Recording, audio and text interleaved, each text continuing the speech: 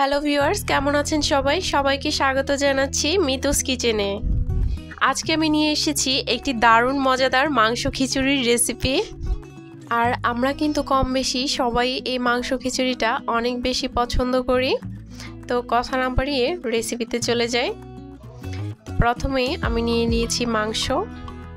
প্রথমে আমি দিয়ে দিলাম 1 টেবিল চামচ লবণ, তারপরে দিয়ে দিলাম 1 চা চামচ হলুদ গুঁড়ো, 1 চা চামচ মরিচ গুঁড়ো, আর দিয়ে দিলাম 1/2 চা চামচ ধনিয়া গুঁড়ো, আর তারপর দিয়ে দিলাম 1 চা চামচ আদা বাটা, 1 চা চামচ রসুন বাটা, আর দিয়ে দিলাম সরিষার তেল। এখন আমি এটাকে খুব ভালোভাবে মাখিয়ে নিব।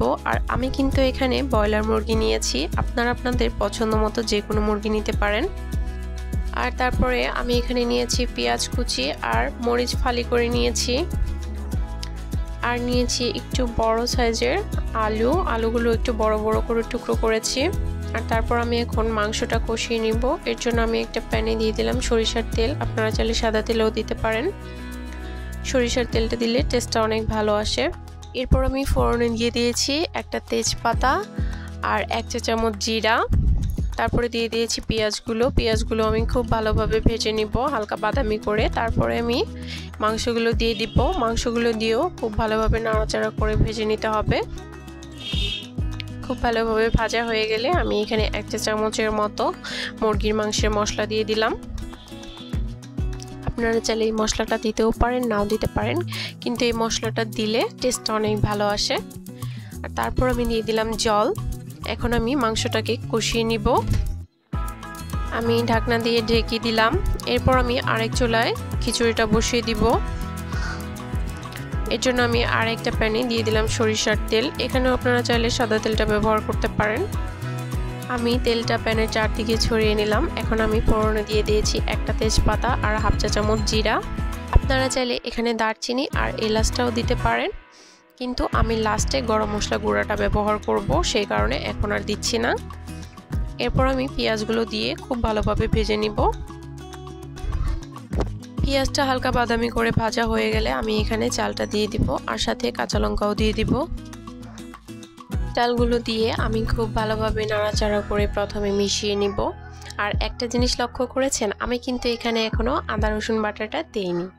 তো এখানে আমি এখন দিয়ে দিলাম 1 টেবিল চামচ লবণ আর 1 চা চামচ হলুদ গুঁড়ো। এখন আমি এগুলোকে খুব ভালোভাবে মিশিয়ে নিব।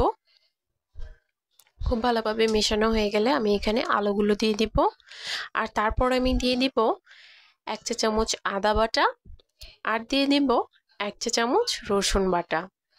এই আদা বাটা রসুন বাটাটা পরে দেওয়ার কারণ হচ্ছে, যদি তেলের মধ্যে দেই তাহলে কিন্তু প্রচুর তেল ছিটে, কিন্তু যদি চালের সাথে দেই তাহলে কিন্তু তেলও ছিটবে না, আর চালের সাথে খুব ভালোভাবে আদা রসুন বাটাটা ভাজা হয়ে যাবে। তো যাই হোক, এই পাশে কিন্তু আমার মাংসটা কষানো কমপ্লিট। এখন আমি এটাকে ঢাকনা দিয়ে ঢেকে রেখে দিব। তারপরে দেখেন আমি এখানে চালটা ভেজে নিয়েছি 5 থেকে 7 মিনিটের মতো, মিডিয়াম লো আছে। তারপর আমি এখানে পরিমাণ মতো জল দিয়ে দিলাম। তারপর আমি এখানে দিয়ে দিলাম 1 টেবিল চামচ লঙ্কার গুঁড়ো, আপনারা আপনাদের পছন্দ মতো দিয়ে নেবেন। আর যখন বলক চলে আসবে তখন আমি এখানে দিয়ে দিয়েছি 1 চা চামচ ধনিয়া গুঁড়ো। আরও কিছুক্ষণ রান্না করে নেওয়ার পরে আমি এখানে মাংসটা দিয়ে দিব। আর মাংসটা আপনারা কিন্তু একটু পরেও দিতে পারেন, কিন্তু আমার কাছে মনে হয় একটু আগে দিলে স্মেলটাও ভালো থাকে আর খেতেও ভালো লাগে। আমি খুব ভালোভাবে নাড়াচাড়া করে মিশিয়ে দিব। তারপরে এটাকে ঢাকনা দিয়ে ঢেকে রান্না করব 5 থেকে 7 মিনিটের মতো।